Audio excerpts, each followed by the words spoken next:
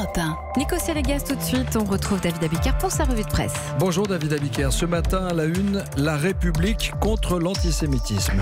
La République en soutien de ses citoyens de confession juive. La dépêche du Midi parle d'union sacrée contre la haine. Le Midi Libre réaffirme que nous sommes tous français, alors que les dernières nouvelles d'Alsace ou le Parisien aujourd'hui en France évoquent le sursaut républicain. Pour le Figaro, la France dit non, des grands titres donc, mais aussi de bien grands mots pour soigner un bien grand mal.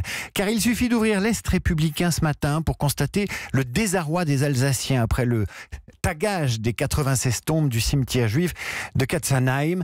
L'Alsace abonnée aux profanations de tombes juives et cette phrase de Moïse Dahan, président du consistoire israélite du Bas-Rhin.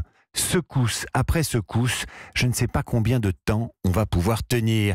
Il suffit d'ouvrir le Figaro et d'y lire Pascal Bruckner ou l'Express pour s'apercevoir que derrière la belle unité de façade, la guerre est ouverte entre ceux qui accusent la gauche de jouer les idiots utiles de l'antisémitisme et cette même gauche qui refuse l'islamophobie rampante de rétorquer ce qu'elle devine derrière ces accusations, c'est-à-dire de l'islamophobie.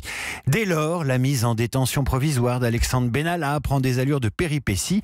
Et la mort de Karl Lagerfeld, dont on vient de parler avec Inès de la Fressange, offre à l'actualité la légèreté dont nous avons tous besoin. Karl Lagerfeld, c'était le talent, c'était la légèreté, comme vous dites, et le refus du temps qui passe. Eh oui, toute la presse rend hommage ce matin au Kaiser, à la légende, au géant, à l'icône, même si ni vous ni moi ne serions capables de reconnaître un vêtement signé Lagerfeld. La figure et le look du plus français des couturiers allemands est partout dans la presse ce matin. Et ce qui se dégage de tous ces portraits, c'est peut-être le rapport au temps de Lagerfeld. Avec son look inamovible, avec sa passion de la modernité, comme le souligne le Figaro, le styliste s'était débrouillé pour tourner le dos à son passé et surtout à sa date de naissance. 1933, 1938, se demande Libération, Lagerfeld entretenait le flou, surtout sur sa taille, son poids, son âge, nous dit le Figaro. Un homme sans date de naissance revendiqué, ce qui lui permettait de dire non au passé et d'embrasser le présent. Une coquetterie, mais peut-être aussi une philosophie pour entrer toujours dans l'avenir. Et dans le Philosophie Magazine de ce mois-ci, il est question de la mémoire. On peut y lire une citation du philosophe allemand Friedrich Nietzsche.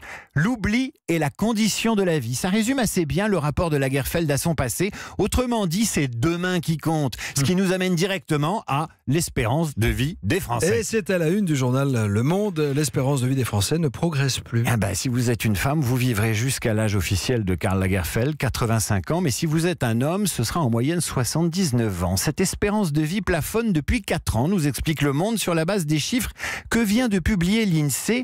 Et le phénomène est mondial. Comment l'expliquer ? Il y a d'abord les grandes épidémies comme la grippe. Il y a aussi les femmes qui sont désormais en aussi mauvaise santé que les hommes parce qu'elles fument et boivent autant. Enfin, il y a l'environnement, les conditions de vie, l'écologie, la montée des inégalités.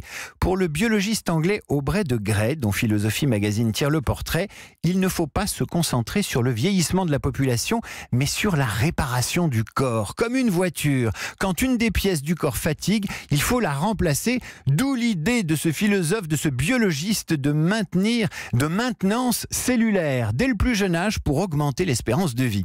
Et il cite l'écrivain Philippe Ross, « La vieillesse n'est pas une bataille, c'est un massacre ». Celle-là aussi, Karl Lagerfeld aurait pu la faire. Reste que la génétique est au pied du mur ce matin, nous dit le Figaro. Les tests ADN permettant d'allonger la durée de vie et de prévenir les cancers du sein ou des ovaires se multiplient, la demande est forte, mais derrière, aura-t-on les moyens de suivre et de fournir les traitements adaptés ? C'est toute la chaîne médicale et de soins qui va devoir s'adapter à notre demande de jeunesse éternelle.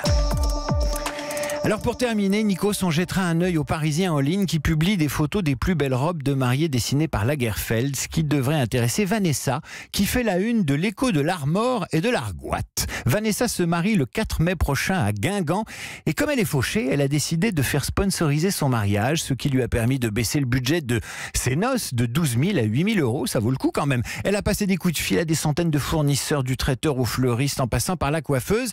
En contrepartie, le jour du mariage, il y aura une table consacrée aux sponsors. Voilà, c'est une façon de limiter les prix.